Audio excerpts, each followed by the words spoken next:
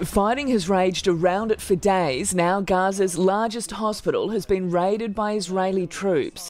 The IDF carrying out what it calls a precise and targeted operation, claiming Al-Shifa operates directly above a Hamas headquarters. It's the only hospital in Gaza's north that is somewhat operational, but it's all but run out of fuel, medicine, food and water. We're told the one tiny generator still running is being used to support the premature babies who survived being removed from their incubators.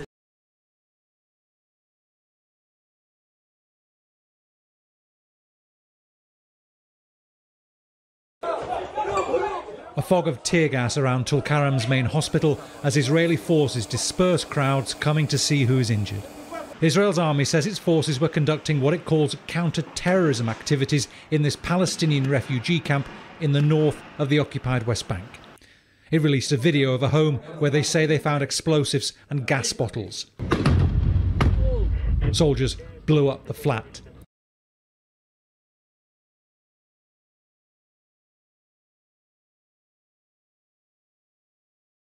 Russia has lost more than 300,000 soldiers during the course of its war in Ukraine, according to the latest estimate from the British government. Armed Forces Minister James Heappey put the Russian toll at 302,000 Russian soldiers. That's including dead and injured, but he said thousands more have deserted, and that figure does not include the many thousands who've been killed fighting for Russian mercenary outfits and pro-Putin volunteer units like the Wagner mercenary group.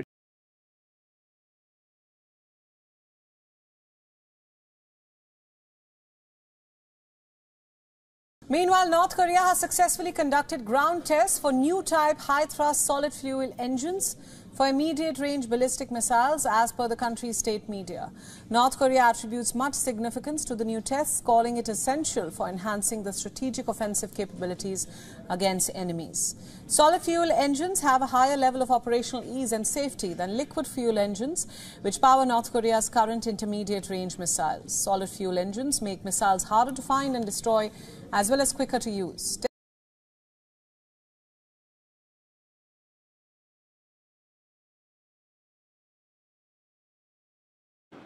Nine months after the spy balloon controversy sent U.S.-China relations tumbling to a new low, Joe Biden and Xi Jinping will have their work cut out as they attempt to mend diplomatic ties.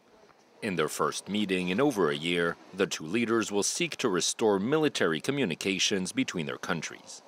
Contacts were severed by Beijing last year following House Speaker Nancy Pelosi's visit to Taiwan, a move that angered China, which has long held territorial ambitions over the island.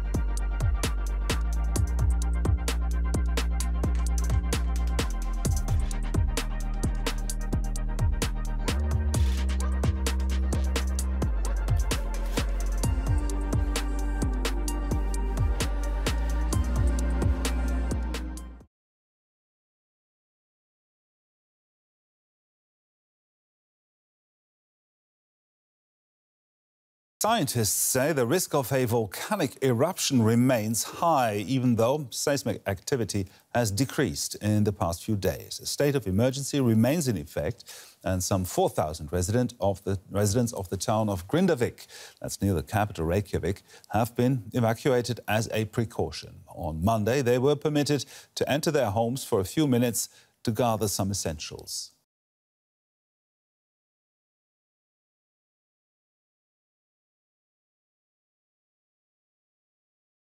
Mali's army has recaptured the strategic northern town of Kidal, a stronghold of Tuareg-dominated separatist groups that has long posed a major sovereignty issue for the ruling junta.